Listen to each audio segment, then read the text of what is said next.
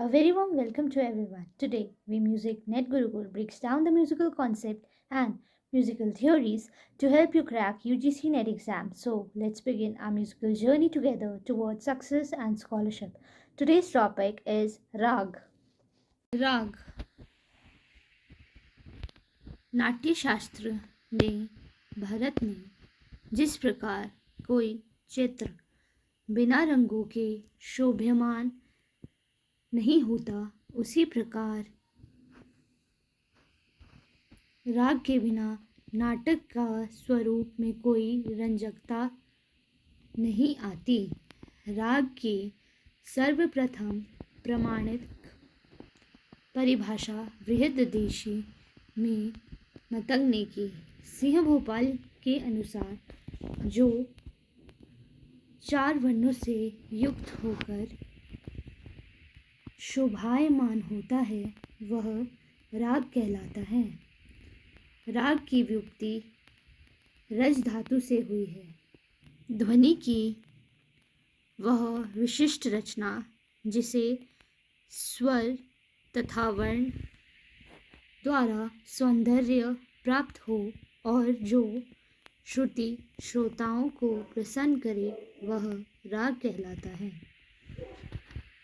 पंडित अहोबल के अनुसार रंजकम स्वर संदर्भो राग इति भिधीयते, अर्थात रंजक स्वर संदर्भ अथवा समूह को राग कहते हैं। राग में श्रोता का चित्त को प्रसन्न करने का अद्भुत गुण होता है। यासो ध्वनि विषयतु स्वर वर्ण विभूषिता रंजको जनचितानाम स राग कथितो उदायत, अर्थात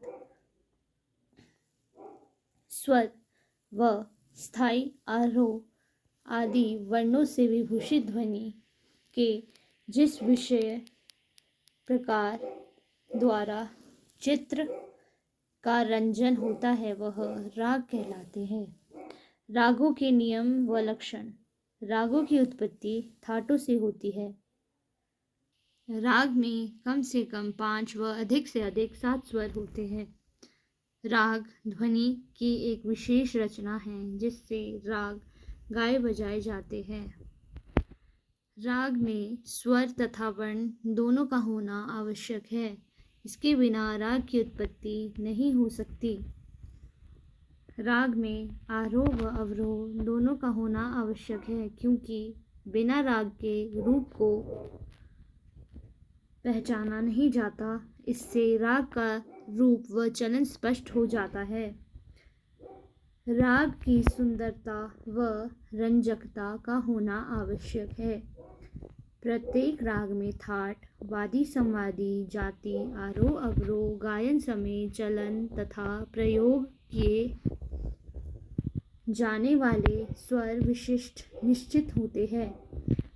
किसी भी राग में षड्ज वर्जित नहीं होता। मध्यम व पंचम कभी भी एक साथ वर्जित नहीं होते।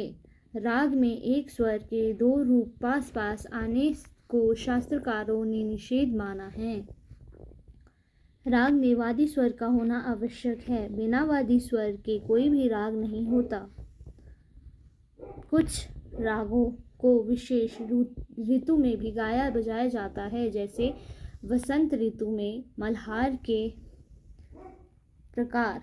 जिन रागों में कोई स्वर दोनों रूप से प्रयोग किए जाए तो शुद्ध रूप को आरोह में व कोमल रूप को अवरोह में प्रयोग किया जाता है।